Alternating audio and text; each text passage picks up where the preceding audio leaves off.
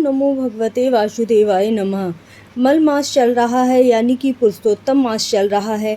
विष्णु भगवान को प्रसन्न करने के लिए तरह तरह के उपाय कीजिए, जिससे कि आपका इस जन्म में ही नहीं बल्कि अगले जन्म में भी आपको बहुत ही अच्छे फलों की प्राप्ति हो। कहते हैं ना कि जब आप किसी को ऐसा होता है कि पता नहीं अचानक से ही धन की प्राप्ति हो जाती है और हम सोचते हैं कि हमें तो कुछ मिला ही नहीं, परंतु उसे इतना धन कहाँ से मिल गया, उसके ऊपर लक्ष्मी माता की इतनी कृपा कहाँ से हो गई। तो यही वो समय होता है जिस समय लोग दान करते हैं, पुण्य कमाते हैं, और इसका फल उन्हें इस जन्म में तो मिलता ही है, अगले जन्म में भी इस पुण्य की प्राप्ति होती है। तो यह मल मास में अगर आप कुछ दान करते हैं तो आपको अगले जन्म में भी लक्ष्मी माता की कृपा आप पर बनी रहती है।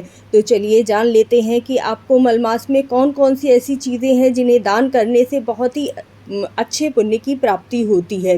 यदि आपने अभी तक मेरे चैनल को सब्सक्राइब नहीं किया है तो कर लीजिए और वीडियो को ज़्यादा से ज़्यादा लोगों के साथ शेयर कीजिएगा, जिससे कि वो भी इसका लाभ उठा सकें। तो चलिए फिर जानते हैं।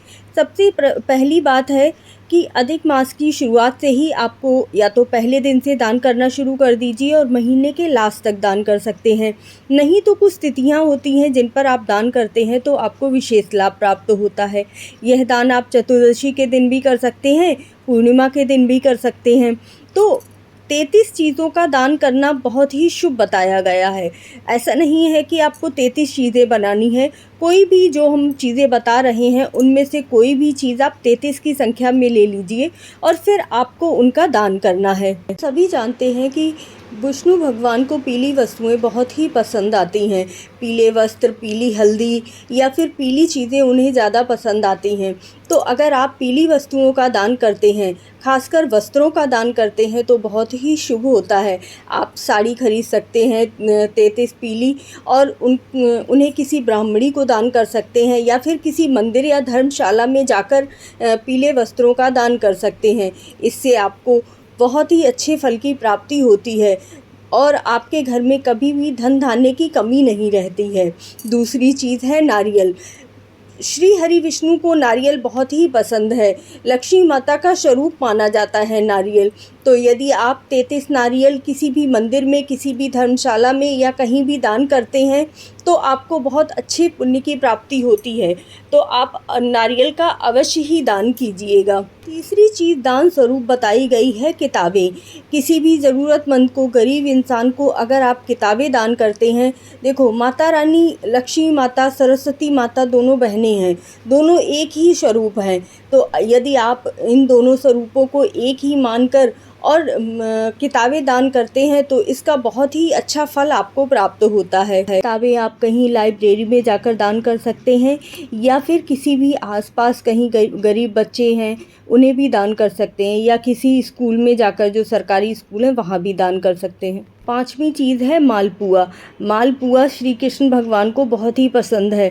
वो जिस भी रूप में आपके घर में वास कर रहे हैं, चाहे वो लड्डू गोपाल के रूप में या आपने विष्णु भगवान की प्रतिमा रख रखी है, उन्हें आप 33 मालपुए बनाकर अपने घर में ही चढ़ा सकते हैं या फिर किसी विष्णु भगवान के मंदिर चले जाइए, वहाँ पर 33 मालपुए बनाइए और वहाँ आसपास सभी लोगों को बांट कर आ जाइए। कहते हैं इससे आपके पितृ शांत रहते हैं और अगर आपके पितृ प्रसन्न होते हैं तो आपके घर में सुख समृद्धि बनी रहती है। नेगेटिव एनर्जी आपके घर में वास नहीं कर पाती और हमेशा आपके घर में सुख बना रहता है। लक्ष्मी माता आपके घर में वास करती हैं और हमेशा ही आप किसी भी कार्य के लिए जा रहे हैं, कुछ भी कार्य आपका हमेशा ही बनता है, किसी भी कार्य को करने में रुकावट नहीं आती है। तो चलिए पहले मेरे चैनल को सब्सक्राइब कर लीजिए अगर नहीं किया है, और वीडियो लाइक अवश्य कर दीजिएगा। तो आगे की चीज़ मैं बताती हूँ। आपको पान ज़रूर दान करना है। माता रानी को पान, सुपारी, लौंग, इलायची का भोग लगाया जाता है। उन्हें पान बहुत ही पसंद आता है और लक्ष्मी माता प्रसन्न होती हैं तो विष्णु भगवान भी प्रसन्न होते हैं। तो या तो आप पान वाले के पास ही जाकर पान बनवा सकते हैं। शुद्ध पान अगर आप कहेंगे कि मुझे बांटने के लिए बनाना है तो वो आपको बनाकर दे देते हैं। तो आप पान ज़रूर बनवा लीजिएगा और 33 पान दान करने का विधान बताया गया है। तो आप 33 पान दान करके मंदिर में आ सकते हैं या फिर अपने आसपास लोगों को भी बांट सकते हैं। इससे भी श्री हरि विष्णु और माता रानी प्रसन्न होती हैं। आगे आप केला भी दान कर सकते हैं।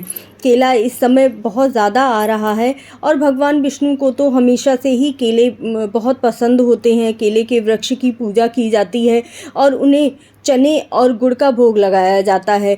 तो इस समय अगर आप 33 केले दान करते हैं तो श्री हरि विष्णु बहुत ही प्रसन्न होते हैं और आपके घर में लक्ष्मी का वास होता है। आगे की चीज़ है जो आपको 33 की संख्या में दान करनी है, वह है दीपदान। हमारे शास्त्रों में दीपदान का भी बहुत ही महत्व बताया गया है। अगर आप दीपक चाहे तो आटे के बना सकते हैं, नहीं तो फिर मिट्टी के ही खरीद लीजिए। 33 दीपक अगर किसी धर्म स्थान पर जा सकते हैं, गंगा जी नदी के किनारे या कहीं तीर्थ में जा सकते हैं। अधिक मास में तीर्थ में जाने का बहुत ही ज़्यादा महत्व बताया गया है, लेकिन यदि वह संभव नहीं हो पा रहा है तो आप किसी तालाब के किनारे या फिर मंदिर में या फिर अपने ही घर के मंदिर के आसपास 33 दिए जलाकर दीपदान कर सकते हैं।